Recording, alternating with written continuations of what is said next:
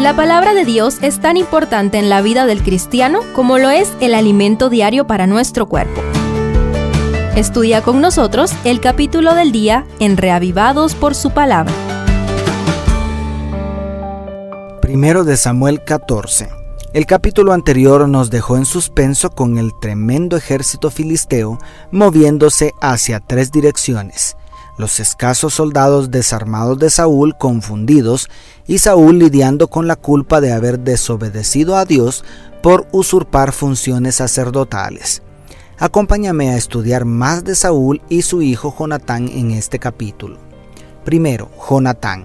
Este hijo predilecto del rey Saúl es el héroe de este episodio. Con una intrepidez sorprendente se acerca al ejército enemigo solo con la compañía de su escudero.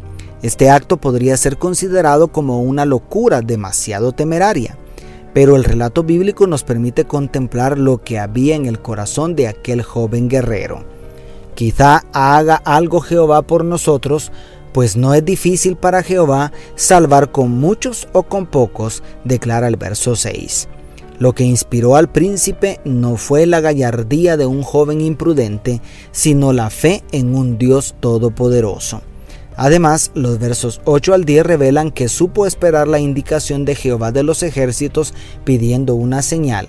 Y, por si esto fuera poco, el verso 23 indica que Jonatán atribuyó toda la gloria de aquella hazaña al Señor. Por la gracia de Dios y el valor de 2 hombres, el innumerable ejército filisteo sufrió cuantiosas bajas y se desató una confusión en medio de su campamento que los hizo retroceder como si una mano gigantesca e invisible los apartara del pueblo de Dios. ¿Te das cuenta cómo Dios obra a través de los mortales y pecadores como nosotros si tan solo nos sometemos a Él? Levántate del letargo y toma la ofensiva en la guerra espiritual que vivimos en estos postreros días, porque Jehová puede salvar con pocos o con muchos. Segundo, Saúl. En contraste con lo anterior, vemos a Saúl descender la escalera del fracaso por perder la humildad, por dejarse enceguecer por el orgullo y afrontar a Dios poniéndose a sí mismo como la prioridad de su gobierno. Para empezar, los versos 18 y 19 revelan que prefirió aprovechar la profundidad que provocó su hijo apresuradamente y sin consultar a Dios. En segundo lugar, el verso 24 demuestra que vuelve a tomar una decisión apresurada e incierta al conjurar a sus hombres para que ayunaran en medio de una agotadora jornada. Después condena a sus hombres por comer carne con sangre, sin reconocer que él había ocasionado tal impureza por engrandecerse a sí mismo con castigar con hambre a sus guerreros, según dicen los versos 32 al 33. Y por último, casi mata a su propio hijo, el héroe que había sido instrumento de salvación aquel día. ¿Por qué? Porque en lugar de reconocer sus faltas, pretendía limpiar su reputación con la sangre de su propio hijo.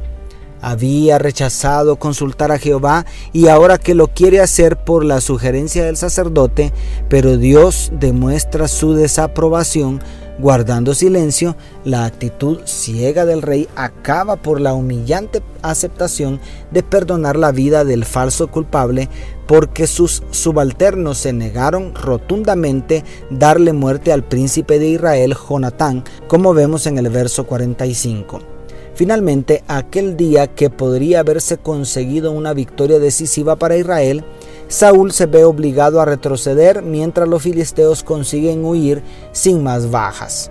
Para culminar este capítulo, los versos 49 al 51 dan a conocer los nombres de las personas que formarán parte del gabinete de gobierno de Saúl, y el verso 52 finaliza informando de la encarnizada guerra que sostuvo Saúl contra los filisteos, dando a conocer las victorias militares y engrandecimiento material del reinado de Saúl.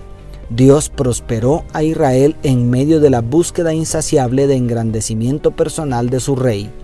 ¿Qué buscas tú entre tantas carreras de la vida cotidiana?